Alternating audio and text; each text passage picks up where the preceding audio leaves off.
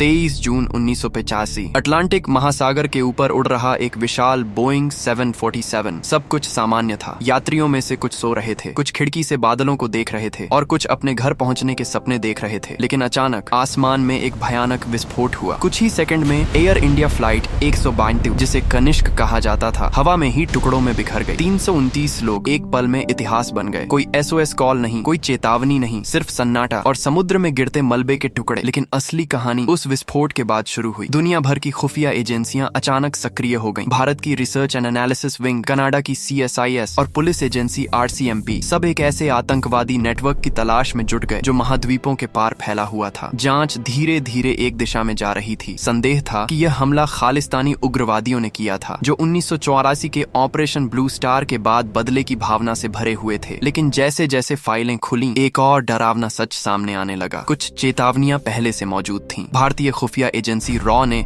Canada को पहले ही आगाह किया था कि एयर इंडिया की उड़ानों को निशाना बनाया जा सकता है। और जून 1985 की शुरुआत में एक आधिकारिक संदेश में साफ लिखा गया था कि टाइम डिले बम से विमान पर हमला हो सकता है। लेकिन यह चेतावनी व्यवस्था की भूल भुलैया में कहीं खो गई। खुफिया एजेंसियों के बीच समन्वय नहीं था। कनाडा की दो प्रमुख एजेंसियां CSIS और RCMP आपस में जानकारी साझा ही नहीं कर रही थीं, और शायद यही सबसे बड़ी गलती थी। जांच में बाद में सामने आया कि आतंकियों की गतिविधियों पर वायर टैप भी लगाया गया था, लेकिन महीनों की देरी से। सबसे चौंकाने वाली बात, कई रिकॉर्डिंग टेप जिनमें अहम बातचीत दर्ज थी, हमले के बाद ही मिटा दी गई। इतिहास के सबसे बड़े सवालों में से एक यही जन्म लेता है। क्या उस वक्त कोई ऐसा सुराग था जो 329 लोगों की जान बचा सकता था? कुछ रिपोर्ट्स में यह भी सामने आया कि सुरक्षा एजेंसियों ने जंगल में आतंकियों द्वारा किए गए एक परीक्षण विस्फोट को सिर्फ बंदूक की आवाज समझ लिया था। अगर उस दिन किसी ने उस आवाज को गंभीरता से लिया होता तो शायद इतिहास अलग होता। विस्फोट के कुछ घंटे बाद दुनिया भर में एक विशाल जांच शुरू हुई। कनाडा, भारत, अमेरिका और यूरोप की एजेंसियां एक दूसरे के साथ डेटा साझा कर रही थीं। Phone record, funding network, suitcase, timer, battery, हर छोटी चीज को जोड़ा जा रहा था। धीरे धीरे एक नाम सामने आया, तलविंदर सिंह परमार। वह बाबर खालसा नाम के उग्रवादी संगठन से जुड़ा हुआ था और जांचकर्ताओं का मानना था कि वही इस पूरी साजिश का मास्टरमाइंड था। लेकिन नेटवर्क